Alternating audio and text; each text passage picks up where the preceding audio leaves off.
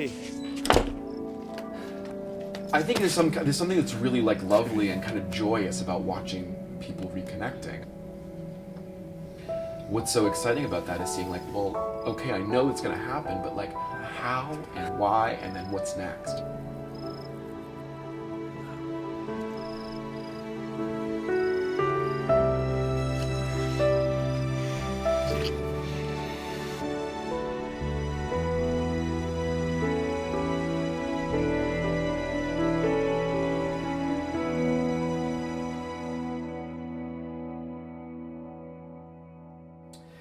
Lazy Eye is a story about someone who is contacted from a person in his past who meant a lot to him. It's a story about two guys who met in a summer in New York City 15 years ago and haven't seen each other since, and reconnect for a weekend in Joshua Tree. These guys hadn't seen each other in 15 years, and the amount of time that they did spend together was not even probably 3 months, probably a couple months. And you're like, what must that be like? What was the thread that like held this together for that long? Or what was the little, like, what was that thing, that little thing that kept catching each of their minds about one another? It must have been something pretty deep. I probably Googled your name and Campbell, Ohio about 1,000 times. What, Campbell? That's where you're from, right? Yeah, I just can't believe that you remember that. And then you're kind of like, as an actor, like, well, how do you play with that thing of like having not seen somebody in an incredibly long time, but then also being incredibly invested in them and what they want and like, and what they're missing? Who is Dean? Dean's just a man looking for answers. I don't get it. The top part is distance, the bottom's close up, but the middle is this weird limbo place where nothing is in focus. You gotta point your nose. What? Turn around. Turn. My doctor said you have to point your nose at the thing you're trying to see. Dean is a graphic designer. I think he's at a little bit of a crossroads when we meet him, and he is given a big decision. I didn't plan for this to happen. For what? This. It never crossed your mind? It crossed my mind. You? Definitely. Mm-hmm. Alex is an enigma. Alex was a financier. He was like an investment banker guy for a while when Dean met him. And since then, it's kind of like dealer's choice.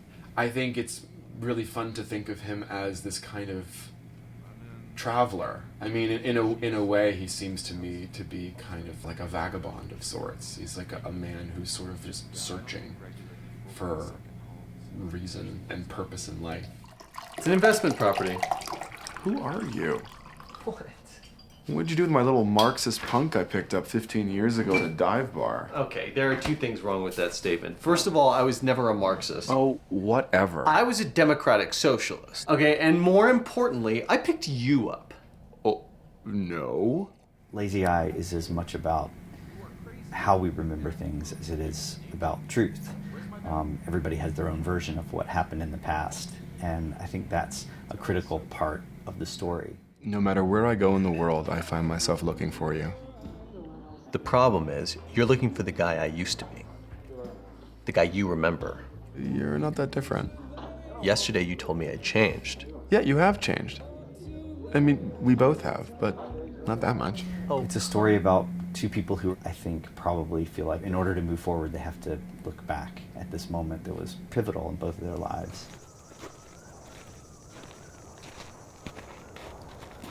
It's like something out of Dr. Seuss. Yeah. Why do they call them Joshua trees? We shot Lazy Eye in Joshua Tree.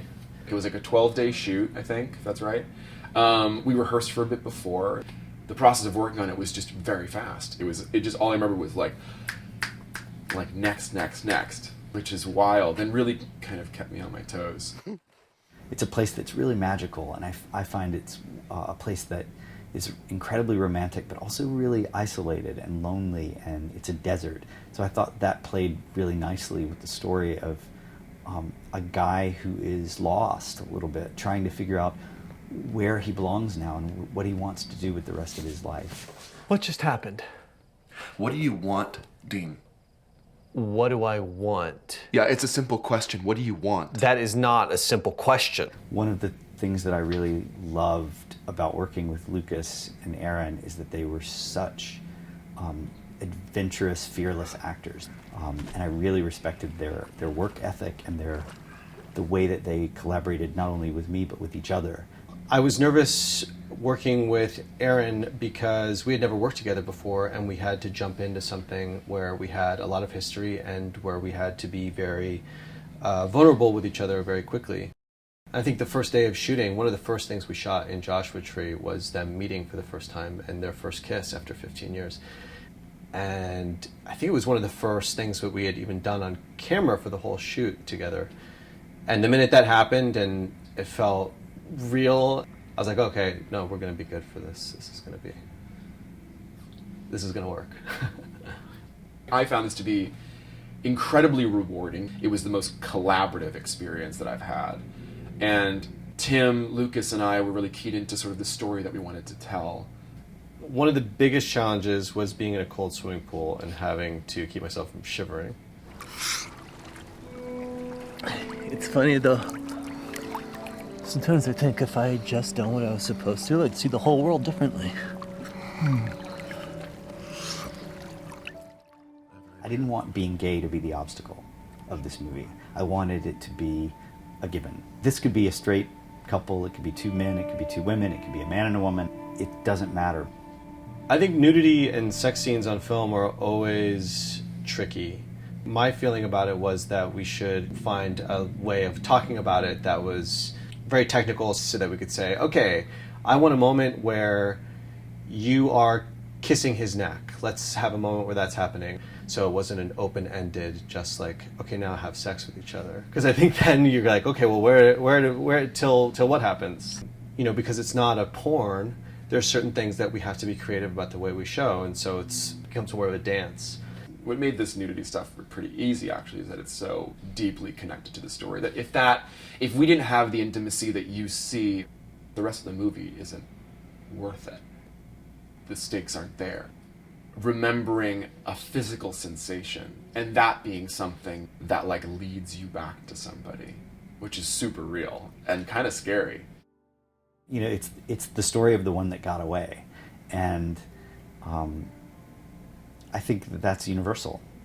I think Lazy has a universal story because it's about having to navigate the complicated waters of a relationship and what that means and what that looks like. And I think that whether you're gay or straight or whatever kind of relationship you're in, that's a conversation that every person has to have and that everyone's going to have a different answer to and a different creative solution for. And there's something about watching two people just navigating, trying really hard to like figure it out, that I think is really human and draws me in, as you know, drew me in as an actor and draws me in as an audience member. I mean, that's kind of like the bare bones of the human experience, I think, is wanting to feel a part of the world and a part of like love and feel loved. It's a story about memory, it's a story about loss, it's a story about letting go of the expectations that you had when you were a younger man and longing to be that younger man, even if just for a second, and maybe even about letting go of wanting that.